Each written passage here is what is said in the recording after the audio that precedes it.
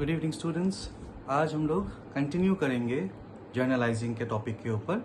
And last video में जो हम लोगों ने देखा था कि कैसे हम लोग जर्नलाइजिंग का स्टेप्स फॉलो करते हैं, उसी स्टेप्स को आज हम लोग प्रैक्टिकल प्रॉब्लम एक सॉल्व करके उसको और डिटेल में समझेंगे। ठीक है, उसके लिए मैं आप लोगों को एक बार रिवीजन करा दूं कि जर्नलाइजिंग का स्टेप्स जो 5 स्टेप्स था, उसमें सबसे पहले हम लोग का काम ये है कि जो 2 एस्पेक्ट होता है ट्रांजैक्शन का, वो 2 एस्पेक्ट को निकालो। कि कोई भी ट्रांजैक्शन में, जैसे मैंने बोला, लेन देन होता है, तो लेन कौन सा होगा, देन कौन सा होगा, वो चीज निकालना सबसे पहला काम है। एक बार आपको समझ में आ गया कि ये ट्रांजैक्शन का लेन देन कैसे निकलता है, उसका नेक्स्ट स्टेप हम लोग का है कि जो लेन है वो कौन से अकाउंट को इफेक्ट कर रहा है एंड जो देन है वो कौन से अकाउंट को इफेक्ट कर रहा है। जैसे कि कैश में सेल करना, अगर मैं कैश में सेल करता हूं तो क्या क्या होगा एस्पेक्ट, मेरा सामान जाएगा और मेरा पैसा आएगा। तो पैसा इफेक्ट करता है कैश अकाउंट को एंड सामान बेचना इफेक्ट करता है सेल्स अकाउंट को। So the 2 affected accounts will be cash account and sales account. Third step is to classify the affected accounts. Cash comes under assets account, sales comes under income account. उसके बाद हम लोगों को rule apply करना है debit and credit का, कि asset increase होने से डेबिट, डिक्रीज होने से क्रेडिट, इनकम इंक्रीज होने से क्रेडिट, डिक्रीज होने से डेबिट। वो how to do this in practically, वो हम लोग इस वीडियो में अच्छे से सीखेंगे। बट उससे पहले आप लोग 2 मिनट के लिए वीडियो पॉज करके एक बार ये क्वेश्चंस लिख लीजिए, क्योंकि मैं इसको मिटा के इसमें सॉल्यूशन करवाऊंगा।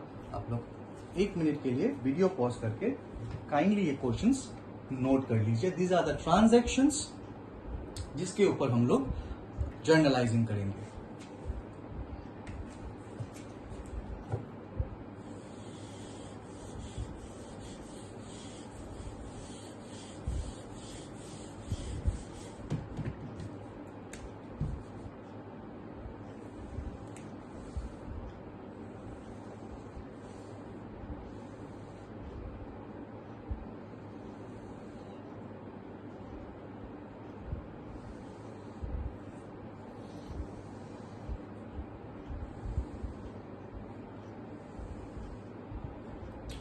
ये आपका हो गया सीरियल नंबर, ये हो गया अकाउंट्स, अकाउंट का short form AC, accounts affected. ये आपका हो गया क्लासिफिकेशन,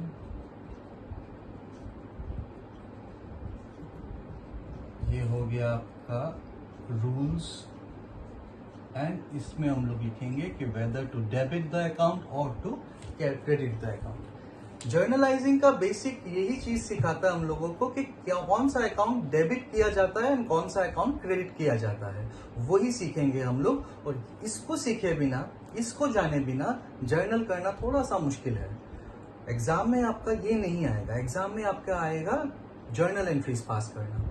बट ये जो चीज है जो हम लोग अभी लिख के सीख रहे हैं, वही चीज अपने को दिमाग में रख के फिर जर्नल पास करना पड़ेगा। सो नया चीज को, इतने सारे पॉइंट्स को, इतने सारे स्टेप्स को दिमाग में रख के फिर उसके बाद लास्ट पॉइंट को, लास्ट जो मेन कंक्लूजन है उसको ड्रॉ करना थोड़ा सा मुश्किल है। ठीक है, तो हम लोग कोशिश करेंगे कि हम लोग पहले कुछ क्लासेस तक ये चीज सीखे, चार्ट बना के सीखे, ताकि हम लोग बाद में जब हैबिचुएटेड हो जाए, जब इजी बन जाए, we become use to the process, तो हम लोग उसको डायरेक्टली जर्नल में अप्लाई कैसे करते हैं उसके बारे में अच्छे से सीख पाएंगे। So first question, I hope आप लोगों ने क्वेश्चन नोट डाउन कर लिया हो।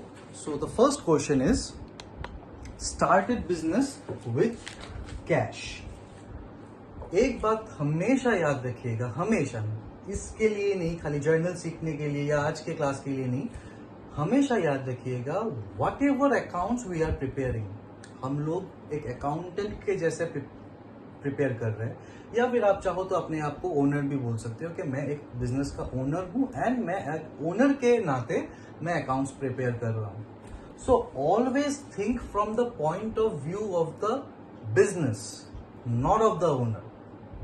मैंने आप लोगों को एक क्लास में बताया था कि ओनर एंड बिजनेस 2 अलग अलग इंसान होते हैं from the point of view of business. From the point of view of business, owner is a separate person, मैंने आप लोगों को बताया था। तो इसीलिए आप लोग जब भी सॉल्व करो, कुछ भी प्रैक्टिकल्स, कुछ भी सॉल्यूशंस आप लोग करो, तो हमेशा एक बिजनेस का होके सोचो कि बिजनेस एक इंसान है, बिजनेस एक खुद का इंडिविजुअलिटी उसका है, उसका आइडेंटिटी है, वो सोच के, वो एज्यूम करके आप लोग सम सॉल्व करो।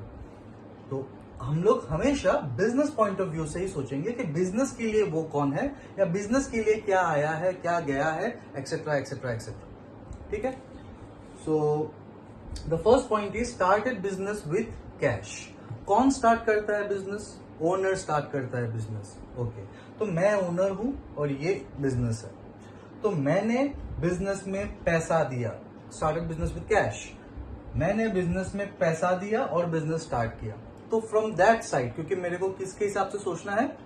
बिजनेस के हिसाब से सोचना है। तो बिजनेस क्या देखता है कि बिजनेस के पास पैसा आता है। ठीक है।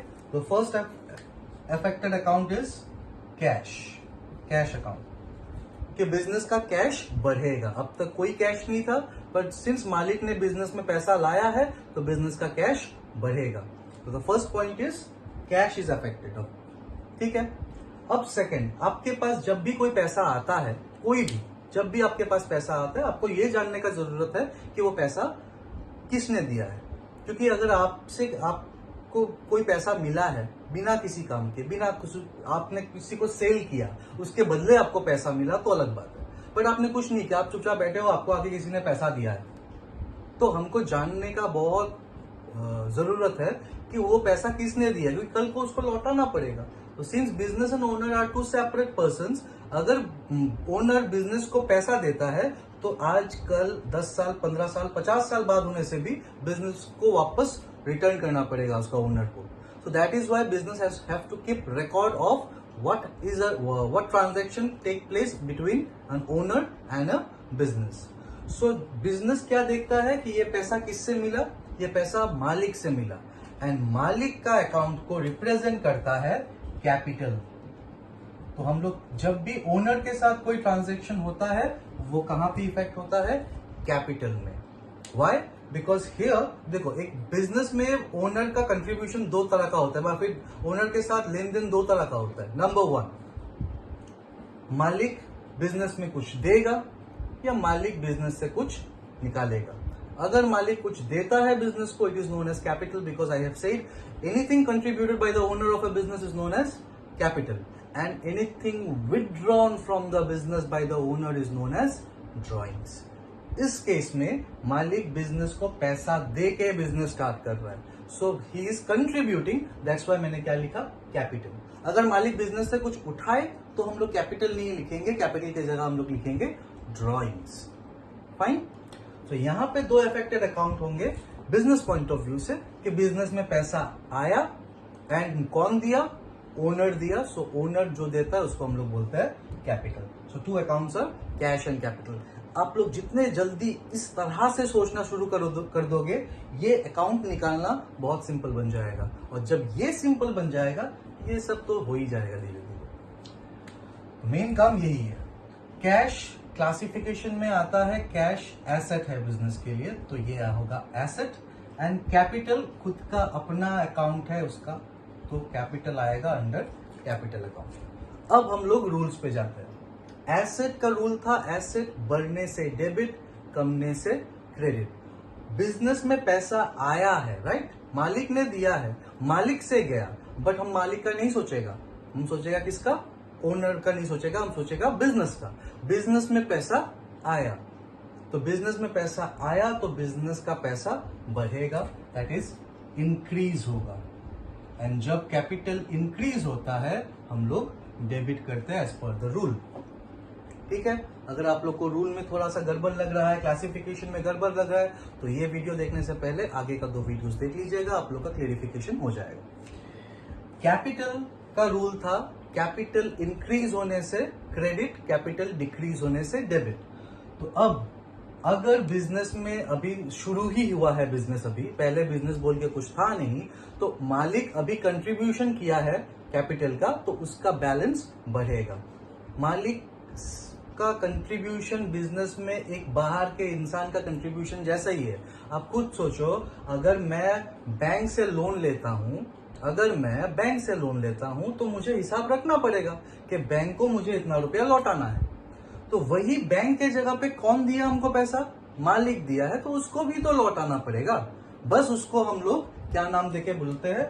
कैपिटल देके बोलते हैं। बट कैपिटल बोलने के साथ साथ ये अपना खुद का नहीं हो जाता, ठीक है। आप चाहे किसी को भी अपना भैया मामा बना लो, बट उससे अगर तुम उधार लेते हो तो आपको रिटर्न करना ही पड़ेगा, नाम में कुछ नहीं जाता, ठीक है। तो बैंक लोन के जगह अगर कैपिटल लिखता है तो रिटर्न नहीं करेगा, ऐसा कोई बात नहीं है, वो ये भी रिटर्न करना पड़ेगा। सो कैपिटल बिजनेस में इंक्रीज हुआ है हिसाब हिसाब रखने के लिए, तो कैपिटल इंक्रीज होने से क्रेडिट, क्योंकि अब तक कोई कैपिटल था नहीं बिजनेस में, नया से बिजनेस शुरू किया गया है, तो बिजनेस नया से शुरू करेगा तो कैपिटल में नया से हिसाब में आएगा। तो अल्टीमेटली कैपिटल इंक्रीज होगा, तो इंक्रीज होने से credit. Okay, so this is the first transaction that we deal in. Next transaction में है परचेज मशीनरी फ्रॉम हरी। सबसे पहला बात, ये ट्रांजेक्शन कैश या क्रेडिट है, तो आप लोग को फिर याद दिला दूं, इस ट्रांजेक्शन में कहीं कैश लिखा हुआ नहीं है, कहीं क्रेडिट लिखा हुआ नहीं है, बट पार्टी का नाम है जो कि है मिस्टर हरी। सो जब भी पार्टी का नाम लिखा हुआ रहता है, वी अंडरस्टैंड कि ये क्रेडिट ट्रांजेक्शन है, क्योंकि जब क्रेडिट ट्रांजेक्शन होता है तभी हम लोग पार्टी का नाम इन्वॉल्व करते हैं, अदरवाइज हमको पार्टी का नाम से कोई मतलब नहीं है। So it is a cash transaction, sorry credit transaction. और जब क्रेडिट ट्रांजेक्शन हो, आप आंख बंद करके उसमें एक अफेक्टेड अकाउंट पार्टी का नाम लिख सकते हो, आंख बंद करके आप लिख सकते हो। Why sir? बिकॉज आप अगर क्रेडिट में ट्रांजेक्शन कर रहे हो तो डेफिनेटली उस इंसान के साथ फ्यूचर में आपका ट्रांजेक्शन करना ही पड़ेगा। अभी क्रेडिट ट्रांजेक्शन में चाहे आप उससे पैसा लिया हो या उसको पैसा उधार दिया हो, तो जब क्रेडिट ट्रांजेक्शन होगा, जिसी भी केस में हो, लेकिन आपको कल को उसके साथ ट्रांजैक्शन करना पड़ेगा, तो आज उसका हिसाब लिखना ही पड़ेगा। सो जब भी क्रेडिट ट्रांजैक्शन हो, चाहे उससे लेना हो या देना हो पैसा, तो एक होगा पार्टीज नेम, ठीक है। जैसे कि मैंने बोला कि पार्टी का नाम लिखता ही क्यों है? बिकॉज कल को उससे लेना है या फिर कल को उसको वापस देना है, तो that is why parties name will be involve if it is a credit transaction. Next, एक तो हो गया पार्टी का नाम। दूसरा, मैंने क्या किया ट्रांजेक्शन में? मैंने मशीन खरीदा। अब बहुत सा स्टूडेंट्स का यहाँ पे कंफ्यूजन लगता है कि वो लोग, बहुत जन इसको बोलते हैं कि मैंने परचेज किया है तो सर ये परचेज अकाउंट होगा, ठीक है। तो मैं आप लोगों को यहीं पे क्लियर करा दूं कि ये गलत है। परचेज करने से ही परचेज अकाउंट नहीं होता। हम लोगों को ये जानना पड़ेगा कि परचेज क्या किया है। परचेज करना माने खरीदना। अब मैं दो चीज खरीद सकता हूं, या तो सामान खरीदूंगा बेचने के लिए, या फिर एसेट खरीदूंगा यूज करने के लिए। तो you have to be very precise about purchase and sale as well as sale, ठीक है। तो हम लोग क्या खरीदा है वो जानने के वो उसके ऊपर डिपेंड करता है कि अकाउंट का नाम क्या होगा। अगर हम लोग सामान खरीदते हैं, if we purchase goods, goods is the सामान जिसको हम बिजनेस में बेचेगा आगे जाके। अगर हम लोग सामान खरीदते हैं, गुड्स खरीदते हैं, तो ही वी कैन राइट परचेज। अगर हम लोग एसेट खरीदते हैं, we can not use the word or term purchase. वहां पे हम लोगों को एसेट का नाम ही लिखना पड़ेगा।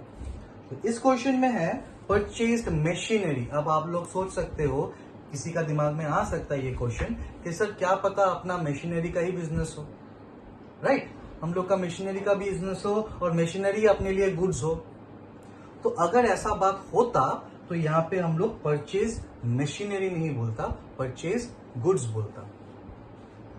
जिसका पापा पेरेंट्स का दुकान है, बिजनेस करते हैं, वो लोग कभी भी नहीं बोलते कि मैं ये सामान लाने जा रहा हूँ या वो लाने जा रहा हूँ बाहर से। जैसे कि मैं किसी का अगर हार्डवेयर का दुकान है तो वो फोन करके ऑर्डर देता है किसी को, तो बोलता है कि भैया माल भेज दो, कभी नहीं बोलता ये भेज दो वो भेज दो, ठीक है। उनके लिए वो सारा दुकान का आइटम्स क्या है? माल है, गुड्स है, ठीक है।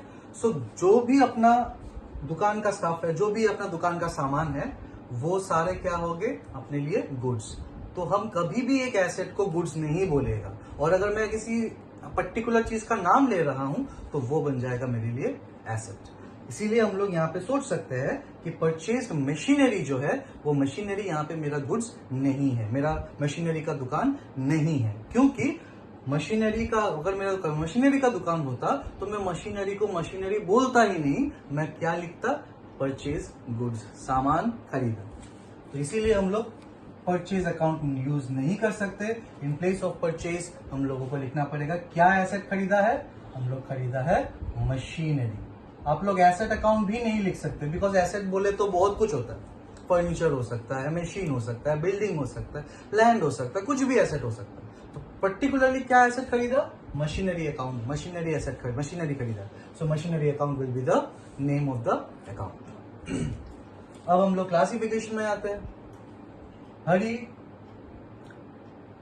हरी से मैंने सामान खरीदा है। जो पार्टी का नाम होता है ना, वो पार्टी का नाम दो हो सकता है, या तो वो मेरा डेटर है या फिर वो मेरा क्रेडिटर है। वाई सर, सिर्फ यही दो? क्यों? क्योंकि ये दो ही टर्म्स है जो कि क्रेडिट ट्रांजैक्शन के साथ रिलेट करते हैं। आप लोग को शायद याद हो, डेटर्स कौन था? डेटर्स वो इंसान है जिसको मैं बाकी में बेचता हूं। एंड क्रेडिटर कौन था? क्रेडिटर वो इंसान है जिससे मैं बाकी में खरीदता हूं सामान। सो अगर मैं बाकी में बेचता हूं वो मेरे लिए डेटर है, अगर मैं बाकी में खरीदता हूं वो मेरे लिए क्रेडिटर है। तो दोनों ही टर्म क्रेडिट ट्रांजैक्शन के साथ रिलेटेड है। तो इस ट्रांजैक्शन में जब क्रेडिट ट्रांजैक्शन तो है, तो इसलिए मैंने यहाँ पे पार्टी का नाम लिया। अब हमको सोचना है कि ये मेरा डेटर है या क्रेडिटर है, तो हमको ये देखना पड़ेगा कि मैंने उससे खरीदा है या बेचा है। तो हम लोगों ने परचेज किया है मशीनरी, तो हम लोग के लिए ये क्या है, ये कौन है? हरी क्रेडिटर है। And creditor for a business is a liability. Why? Because हम लोगों को उसको पे करना पड़ेगा। सो हरी विल फॉल ऑन लाइबिलिटी। तो ये लाइबिलिटी अकाउंट में आया, ठीक है। Machinery is an asset, so asset account में आया। अब लाइबिलिटी का रूल, लाइबिलिटी इंक्रीज होने से क्रेडिट, डिक्रीज होने से डेबिट। तो मैंने उससे उधार लिया है, आई मीन टू से बाकी में सामान लाया, तो मेरा लाइबिलिटी बढ़ेगा, मेरा कर्जा बढ़ेगा। That is why liability increases. If liability increases we should credit it. मैंने क्या खरीदा था? एसेट खरीदा था। तो बिजनेस में मशीन आएगा, बिजनेस का एसेट पहले से बढ़ेगा, तो इंक्रीज होगा, सो डेबिट। ठीक है, is it clear? Third point, purchase goods for cash. Purchase goods यहां पे स्पेसिफिकली मेंशन किया हुआ है कि हम लोगों ने क्या खरीदा है? गुड्स। और मैंने इसी पॉइंट में आपको बोला था कि जब हम लोग गुड्स खरीदते हैं then we can write purchase account, क्योंकि हम लोगों ने स्पेसिफिकली क्या खरीदा है? सामान खरीदा है, माल खरीदा है, दुकान के लिए सामान खरीदा है। सो ये हम लोग के लिए हो जाएगा परचेज अकाउंट। अब ये कैश ट्रांजेक्शन है या क्रेडिट ट्रांजेक्शन है? तो यहाँ पे लिखा है परचेज गुड्स फॉर कैश। तो सिंस कैश ट्रांजैक्शन है तो यहाँ पे पार्टी का नाम है भी नहीं, बट होता भी तो भी नहीं लिखता हम लोग। तो इसमें दूसरा अकाउंट होगा क्या? कैश। वाई? क्योंकि मैंने पैसा देके खरीदा है, तो पैसा देके खरीदा है तो पैसा कैश में इफेक्ट आएगा। अब आते हैं क्लासिफिकेशन में। परचेज किया, सामान खरीदने से मेरे लिए क्या है? एक्सपेंस है। मैंने क्लासिफिकेशन में बोला था सामान खरीदेगा तो खर्चा होगा। आप कैश में खरीदोगे तो भी खर्चा है, आप क्रेडिट में खरीदोगे तो भी खर्चा है। Why sir? मैंने आपको वो भी बताया था कि एक्रूअल बेसिस ऑफ अकाउंटिंग, जिसमें क्या बोलता है कि हम लोग आज पैसा दे या 10 दिन बाद पैसा दे। अगर हम लोग कुछ ट्रांजैक्शन कर रहा है कैश में, वो भी मेरा खर्चा है। अगर हम लोग बाकी में खरीदते हैं तो भी मेरा खर्चा है, क्योंकि वो ट्रांजैक्शन हो चुका है। आपने आज 10 रुपए का चिप्स का पैकेट लिया, 10 रुपए दे दिया, चिप्स फाड़ के खा गए आप, तो आपका 10 रुपए खर्चा हुआ है। आप यहाँ पे बोलोगे भी क्योंकि आपने 10 रुपए दिया है। बट आपने अगर 10 रुपए नहीं दिया, कल देने का वादा किया, चिप्स पैकेट खा ली, आपने फाड़ के खा लिया 10 रुपए का, तो भी आपके लिए क्या है? एक्सपेंसेस है। वाई? बिकॉज खर्चा होता ही है, कल को भी आप देना पड़ेगा, कल हो, परसों हो, तरसों आपको देना ही पड़ेगा। सो वो खर्चा होता ही है। चाहे आप अभी फॉर एग्जाम्पल और एक एग्जांपल ले लेता है। मैंने मेरे दोस्त को बोला कि भाई तू मेरे घर में आते टाइम एक पैकेट चिप्स ले लेना, तो वो पैसा वो दिया, मैंने नहीं दिया, राइट, क्योंकि वो लाया चिप्स, तो पैसा वो दिया, तो पैसा उसने दिया, मेरे पॉकेट से तो गया नहीं, बट उसको तो देना पड़ेगा ना मुझे, तो वो खर्चा क्या उसका है? Obviously not. उसका पॉकेट से गया पैसा, बट खर्चा उसका नहीं है, खर्चा किसका है? मेरा ही है, क्योंकि मैं उसको दूंगा पैसा।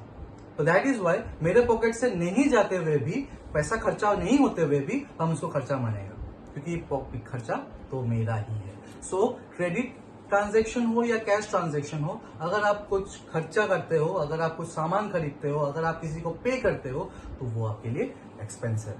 सो purchase is an expense. Cash asset.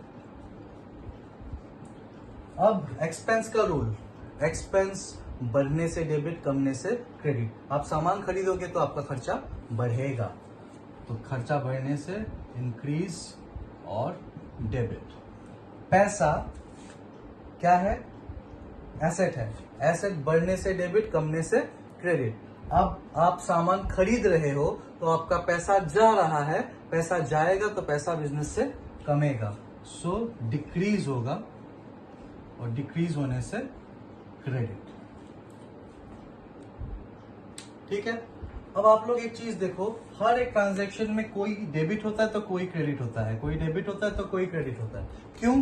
Because मैंने आपको बोला था हर ट्रांजैक्शन का दो साइड होता है, डेबिट एस्पेक्ट, क्रेडिट एस्पेक्ट। तो हर ट्रांजैक्शन में आपको एक डेबिट दूसरा क्रेडिट मिलेगा ही। Then can never be any chances, never be any possibility कि दोनों ही डेबिट एस्पेक्ट है एंड दोनों ही क्रेडिट एस्पेक्ट है। ऐसा कभी नहीं हो सकता, माइंड इट, कभी भी नहीं हो सकता। अगर आप लोग एलोकेशन करने के टाइम पे या फिर जर्नलाइजिंग करने के टाइम पे आप लोगों को दोनों डेबिट या दोनों क्रेडिट मिल जाए, तो आप लोग ये सोच लीजिए कि आप लोगों ने गलत किया है।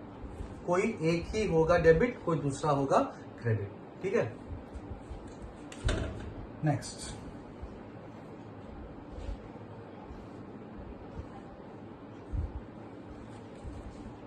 सोल्ड गुड्स टू रतन। अब यहाँ पे पार्टी का नाम देख लिया हम लोगों ने। तो सोल्ड गुड्स टू रतन, अगर रतन को मैंने सेल किया और कैश एंड क्रेडिट लिखा हुआ नहीं है, तो डेफिनेटली ये क्या ट्रांजैक्शन है? क्रेडिट ट्रांजैक्शन है। तो क्रेडिट ट्रांजैक्शन में सबसे पहले आंख बंद करके क्या करेंगे हम लोग? पार्टी का नाम लिखेंगे, जो कि है रतन्स अकाउंट। अच्छा, एक चीज मैं आप लोग को बता दूं, जहां पे पार्टी का नाम होता है जैसे कि हरी, वहां पे अकाउंट लिखते वक्त हम लोगों को एपोस्ट्रोफी एस देना पड़ता है, क्योंकि उसका मतलब ये पॉजिटिव टर्म दिखाता है, उसका अकाउंट, तो हरीज अकाउंट। ठीक है। तो सिमिलरली रतन का नाम अकाउंट लिखते वक्त रतन्स अकाउंट लिखना पड़ेगा, एपोस्ट्रोफी एस देना पड़ेगा।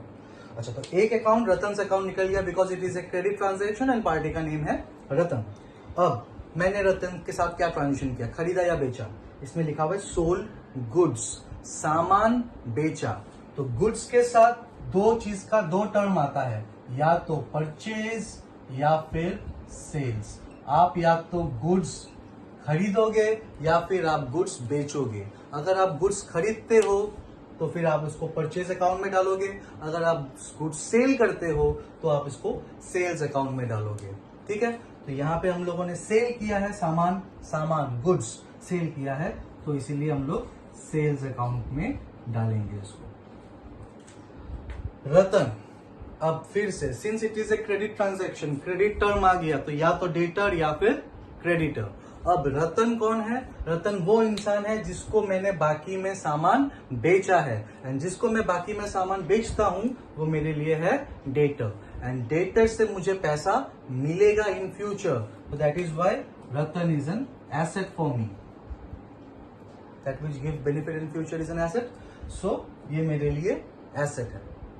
एंड सेल करेगा, सामान सेल करेगा तो आपका इनकम बढ़ेगा ऑब्वियसली। अभी आप बोलोगे कि सर पैसा तो मिला ही नहीं, फिर से वही बात हो जाएगा कि अगर आप पैसा नहीं भी मिला आज, कल मिलेगा, परसों मिलेगा, तो that is why it is an income. अगर आप एक्सपेंस के लिए ऐसा सोचते हो कि पैसा देने से भी एक्सपेंस, नहीं देने से भी एक्सपेंस, तो इनकम के साथ भी आप दगाबाजी नहीं कर सकते। इनकम में भी आपको सेम रूल ही अप्लाई करना पड़ेगा कि पैसा मिला आज तो भी इनकम है, कल मिलेगा अगर तो भी इनकम है, क्योंकि आपने सेल तो कर लिया। ठीक है।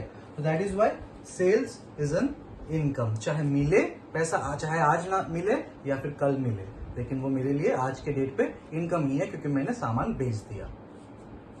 नाउ रतन मेरा एसेट है और ये मेरा एसेट बढ़ा है। व्हाई? बिकॉज अब तक मेरा ये एसेट था नहीं, अभी मेरा ये एसेट बना है, तो ये मेरा एसेट इंक्रीज होगा बिजनेस में, और एसेट इंक्रीज होने से डेबिट। सेल इनकम, हम सेल जितना करेगा मेरा इनकम बढ़ेगा, तो इनकम भी इंक्रीज हुआ है, एंड इनकम इंक्रीज होने से क्रेडिट। सो आप देख रहे हो हर बार डेबिट एंड क्रेडिट ही निकल रहा है। तो ये मैं कुछ नहीं कर रहा हूँ, ये मैं जानबूझ के नहीं कर रहा हूँ, मैं ये देख के नहीं कर रहा हूँ, मैं with proper reason, proper rule मैं अप्लाई कर रहा हूँ। मैं ऐसा नहीं देख रहा हूँ कि ये डेबिट हुआ तो भैया ये क्रेडिट तो होगा ही। ठीक है, आप गलती भी कर सकते हो, तो इसीलिए मैंने ये प्रॉपर रीजन के साथ बताया है। ठीक है, नेक्स्ट है पेड रेंट।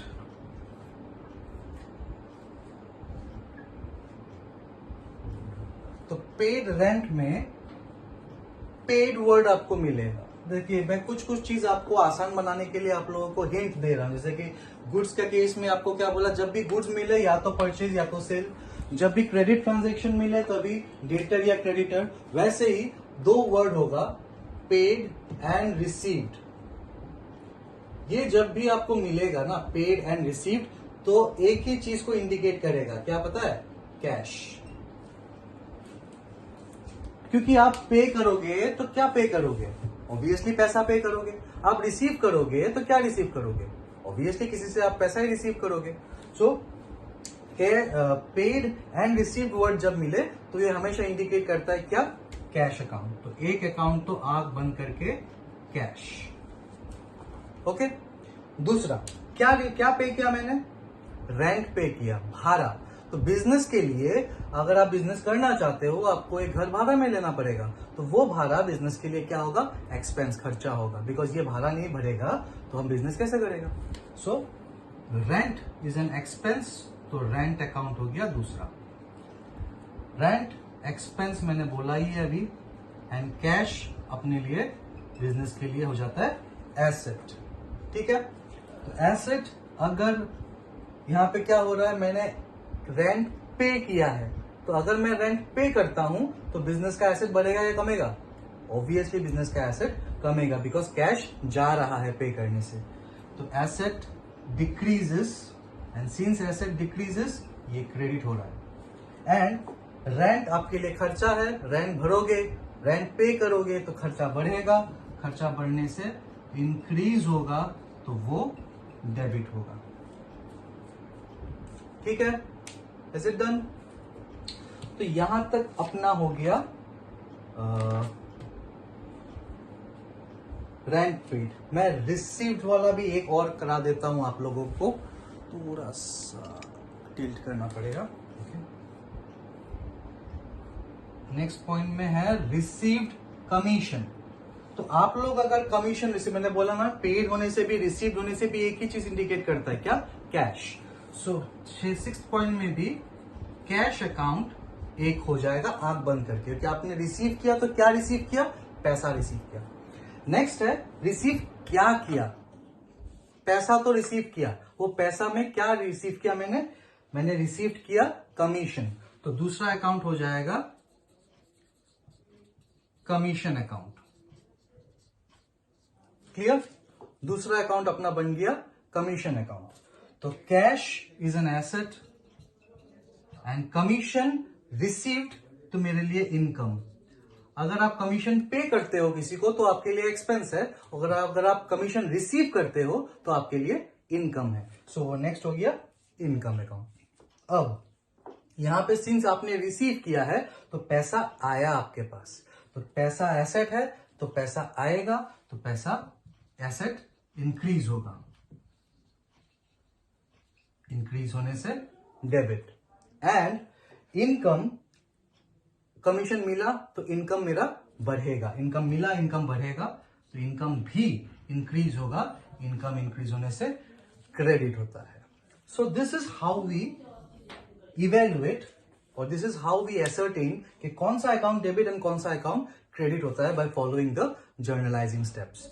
यही चीज आप लोगों को दिमाग में रख के निकालना पड़ेगा। सो वो थोड़ा सा चैलेंजिंग है, बट उससे पहले हम लोगों को ऐसे ही कुछ क्लासेस करके अपना डाउट्स क्लियर कराना है। सो और भी कुछ कुछ है ट्रांजैक्शंस, बट हम लोग नेक्स्ट क्लास इसके बारे में और जानेंगे। अगर आपको अच्छा लगा हो वीडियोस तो प्लीज कमेंट कीजिएगा, हम लोग और आगे इसके बेटर करने का कोशिश करेंगे, इससे और क्लियर अंडरस्टैंडिंग करने का कोशिश करेंगे। Thank you for attending the class. Hope next class मिलते हैं हम लोग।